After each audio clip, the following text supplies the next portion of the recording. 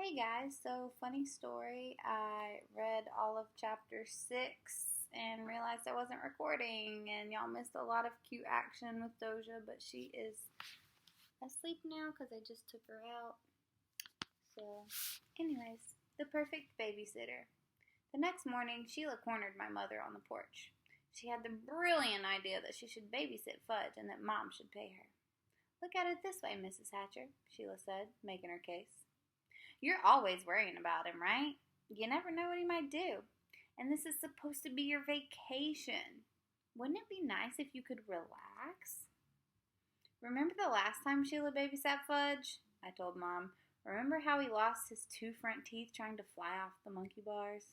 "That was years ago, Mrs. Hatcher," Sheila said. "Fudge wasn't even 3, and I took a babysitting course this year. I guarantee satisfaction." "No babysitting course could prepare you for Fudge," I argued. But Mom wasn't listening to me. She said, "I think you have a good point, Sheila. I would be more relaxed with someone looking after Fudge." "Who ever heard of a wife babysitting for her husband?" I asked. "Everyone knows this marriage is a joke," Sheila said. "Everyone except you, Peter." "Yeah, what about the groom? He thinks it's for real." $7 a day, Mom said to Sheila. 2 hours in the morning and 4 in the afternoon. If we need you after supper, we'll pay extra." "It's a deal," Sheila said, shaking Mom's hand. Then she skipped off singing, "Hi ho, hi ho, it's off to work we go." Sorry, this says it's off to work we go, and the real words to the song are, "It's home from work we go," but we'll leave that for another day. "What about me?" I asked Mom. "What am I supposed to do while she's babysitting Fudge?" "Why, Peter," Mom said, "I thought you'd welcome the chance to have some time to yourself." "Yeah, once Jimmy Fargo gets here. Well, maybe you and Sheila can watch Fudge together."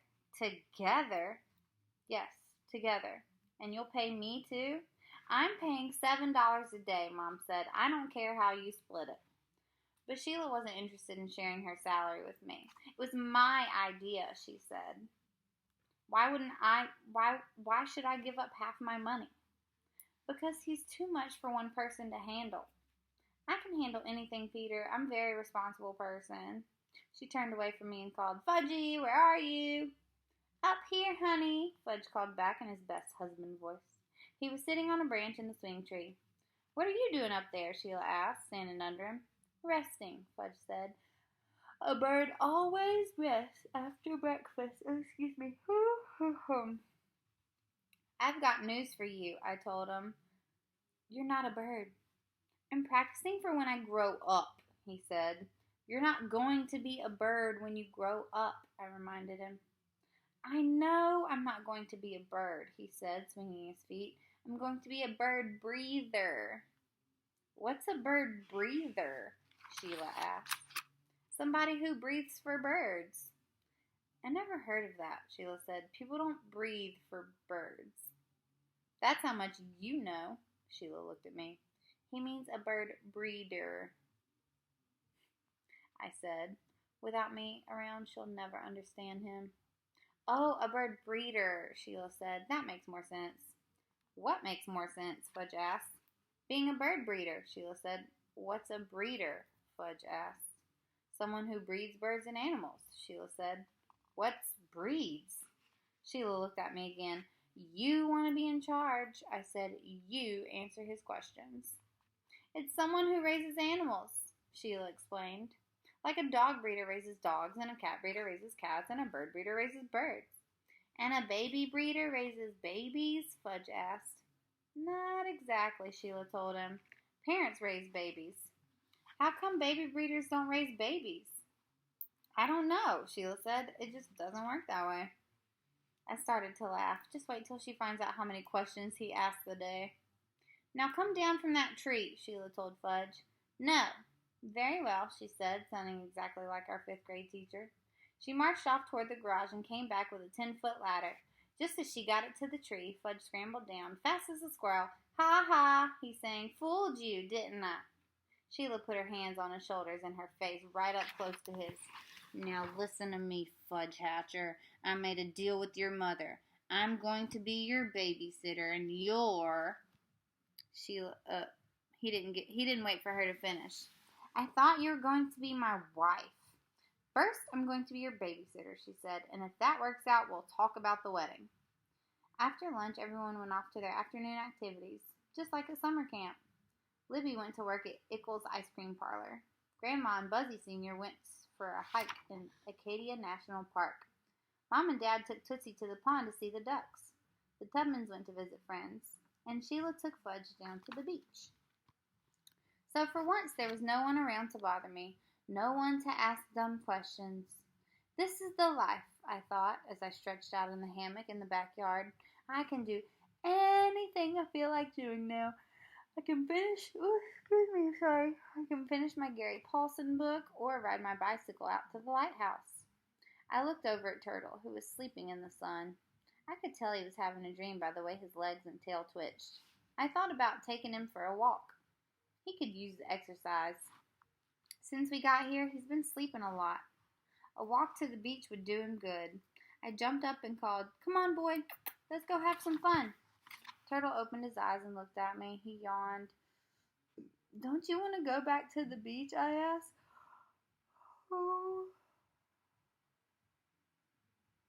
Excuse me. I think just reading the word yawn makes me yawn. Plus, I've been up since 6:30 from this little booger sleeping. All right. Let's see. "Don't you want to go to the beach?" I asked, tugging at his collar, but he still wouldn't budge. "Okay, fine," I told him. "Just sit there." I walked away, sure he would follow me, but when I turned back to check, he was asleep again. Who cares, I thought. I don't need him. I don't need anyone. I can have plenty of fun on my own. I walked through the woods to the beach. Sheila and Fudge were out in front of Mrs. A's house, rock hunting. What a joke! The whole beach is made of pink rocks. When the tide is out, you can walk on rocks for miles. I headed in their direction. At first, they didn't notice me. They were too busy choosing rocks to dump in their bucket. So I snuck up right behind Sheila and made a loud barking sound. Ruff! Sheila jumped about 3 feet. She was really mad when she saw it was me. "Who invited you?" she shouted. "It's a public beach," I told her. "I don't need an invitation." "I want you to know, Peter Hatcher, that even if you spend all day every day with us, you're still not getting a penny of my babysitting money." "Then what are you doing here?" she asked. "Anyone who feels like being here can be here," I told her. "So how come you didn't feel like being here before? How come you suddenly feel like it now?" Oh my goodness, sorry y'all. I spread my arms wide and sang as loud as I could. "Who can explain it? Who can tell you why?" Fudge started laughing. "Don't encourage him," Sheila said. I kept on singing. "Fools give you reasons, wise men never try." I learned that song last night from Buzzy Sr. and Grandma. It's called Some Enchanted Evening. "This is too embarrassing for words," Sheila said. I would have kept on singing. Mrs. A called from her porch, "Yoo-hoo, yoo-hoo, boys." She waved to us. "Did you find your uncle?" "He was at home," Fudge called back. "He was hiding." "That's a relief. I was worried." "What uncle?" Sheila asked. "Uncle Feather," Fudge said. "She thinks he's my real uncle." "Why would she think that?" Sheila said. "She just does," Fudge said. "Right, Pete?" "Yeah, right," I told him. "But that doesn't make any sense," Sheila said. "A lot of things don't make any sense," Fudge said. "Like a bird breather," I thought.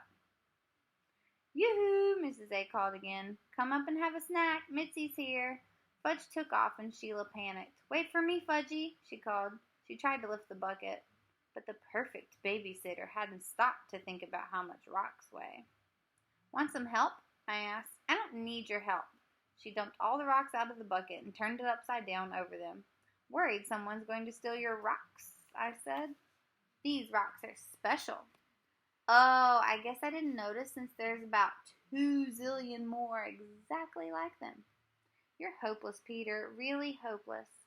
"That's better than what you are," I called, but I don't think she heard me. She was already running up the beach after Fudge. I followed.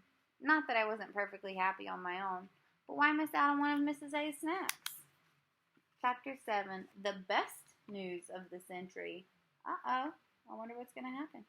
Mitzi was smaller than Fudge, with long hair tied in a ponytail. She wore a baseball glove on her left hand. Mrs. A introduced us to her as soon as we got to the house. "This is Fudge Feather," she said, "and this is his big brother." She put her finger to her mouth and paused. "Peter," I said, helping her out. I don't know why people can always remember Fudge's name, but not my name. "Yes," Mrs. A said, "Peter Feather." "Feather's a funny name," Mitzi said. "Actually, it's Hatcher," I told her, setting the record straight. "But I thought your uncle's name was Feather," Mrs. A said. "It is," Fudge told her. "His first name is Feather," I explained before things got any more confused. "Feather Hatcher. Uncle Feather Hatcher." "Oh," Mrs. A said, laughing. "I get it now. So you're the Hatcher boys, not the Feather boys." "That's right," I told her. "I like Feather better," Mitzi said. "And Fudge isn't a name. It's a candy." "It's a name, too," Fudge told her. "Right, Pete?" "That's right," I said. "Doesn't he have another name?" Mitzi asked me. "A real name?" "It's Farley," Fudge said. He stuck out his chin, daring her to say anything more. "Farley?" Mitzi said, opening her eyes really wide. "That's a real name?" "Yes," Fudge said. "Grandma," Mitzi said, "is Farley a name?" "It's a beautiful name," Mrs. A said. "There was once a handsome movie star named Farley Granger." She closed her eyes and kind of sighed. Then she went into the house to get us a snack. Sheila went with her. As soon as they were gone, Mitzi got shy. She looked at the floor of the porch. Then she looked at the ceiling. She socked her fist into her baseball glove to make the pocket deeper. But she didn't say a word. Fudge watched her and hummed a little tune. He didn't have anything to say either. I decided it was up to me to get things going between them. So I said, "That's a good-looking baseball glove." "I call it Mitzi," she said, hugging it to her chest. "Big gave it to me." "Who's Big?" Fudge asked. "My grandpa," Mitzi said. "Big Apfel." "Big who?" I asked, sure I'd misunderstood her. "Big Apfel," she said again. I couldn't believe this. I kneeled beside her and spoke very slowly. "Are you telling us your grandfather is Big Apfel, the baseball player?" Mitzi nodded. "I have his baseball card," I said. "I know his stats by heart." "You want to play his game?" Mitzi asked. "His game?" I said. She nodded again. "We play every Sunday." Are you saying that anyone who wants to play ball with Big Apfel can?" "You have to pass the over-under test first." "What's the over-under test?" "You have to be over 4 and under 104. "That's it?" I asked. "That's it," she said. "Yahoo!" I yelled, jumping so high I almost knocked over one of Mrs. A's hanging plants. "This is the best news I've heard in a long time. Is it the best news of the century?" Fudge asked. "It could be," I told him, as I yahooed again. In a minute, all three of us were jumping up and down and yahooing all over the porch. That's when the perfect babysitter appeared, holding a pitcher of juice. "I'm gone for 5 minutes," she said. 5 minutes, and look at you, carrying on like a bunch of monkeys. "But, honey," Fudge said, "it's the best news of the century." "What's the best news of the century?" Sheila asked. "Who knows?" Fudge said. "I don't even know what a century is." I ran all the way home. As soon as I got there, I called Jimmy Fargo. I'm not supposed to make long-distance calls without permission, but this was definitely a special occasion. There was once a time where you had to dial certain things to call somebody long distance, and it costed extra money. But now that's not really the case. Miss Campbell is old. All right. I was still trying to catch my breath when Jimmy answered. "Are you sitting or standing?" I asked. "Standing." "Well, sit down." "Okay," he said. "I'm sitting." "Where?" I asked. "What's the difference?" "I want to imagine how you look when I tell you the news." "I'm sitting on the floor in the kitchen," Jimmy said, "with my back against the refrigerator." "Okay, I've got the picture." "So what's the story?" Jimmy asked. You're never going to believe who our neighbor is up here. I paused for a second and took a deep breath. Then I dropped the news. Big app fell. Jimmy didn't say anything. You fainted, right? I said. No. But you're speechless. No. You don't believe me? I believe you, Jimmy said, but I don't get it. Did you say Big Apple is your neighbor or what? I said Big App fell. Boston Red Sox, the greatest center fielder of all time. Ty Cobb was the greatest center fielder of all time. Or maybe Willie Mays. I wasn't going to argue with Jimmy. Instead, I explained that this was a chance for us to play ball with one of the greats. I reminded him to bring his glove and his Mets cap to Maine. Then I waited for him to say something. When he didn't, I asked, "Are you still there?" "I strike out a lot," he finally said. "Who doesn't?" "Probably Big App fell." "We're not talking about the major leagues. We're talking about your basic Sunday ball game." "Speaking of basic," Jimmy said, "how's it going with the Queen of Cooties?" I hardly ever see her. She's got a job babysitting." "That's a relief," Jimmy said. I didn't tell him who she was babysitting. I couldn't get to sleep that night. I kept thinking about Jimmy and me playing ball on Big Apfel's team. But that reminded me that Jimmy still doesn't know we're sharing a house with the Tubmans. I have to come up with a good excuse, and soon, or I'll never hear the end from him. I tossed and turned as Fudge babbled in his sleep. I gave him a kick, and he rolled over. After a while, I got out of bed and tiptoed down the hall to the bathroom. It's so quiet in the country, and dark. In the city, it's never dark. You can always look out your window and see lights. It's never quiet either. You can hear the buzz of traffic in the middle of the night. I used the toilet, then flushed, and that's when it came to me. The perfect excuse for sharing a house with the Tubmans. I flushed again and imagined myself telling Jimmy the long, sad story. I'd say, "See, when we first got to Maine, we moved into this big old house. It had 7 bedrooms and 4 bathrooms, and you could see the ocean from every window. But unfortunately, there was a big problem." "What problem?" Jimmy would ask. "Poison gas," I'd say. "Poison gas in all the toilets. Green, steamy, gurgling stuff that bubbled up every time we flushed. Blech," Jimmy would say, making a terrible face. "Dad had to call the health inspector," I'd continue. "She took one look and went nuts. 'This is a disaster,' she cried. 'This is a serious environmental disaster.'" "So then what?" Jimmy would ask, biting his nails. "She condemned the place, even though she was sorry about ruining our vacation. She had no choice. The police came and boarded up the house. They nailed a sign to the front door. 'Warning: poison gas in toilets. Flush at your own risk.'" "Wow," Jimmy would say, "you're lucky you got out alive." And I'd say, "Yeah, I know." A brilliant story, I told myself as I turned out the bathroom light.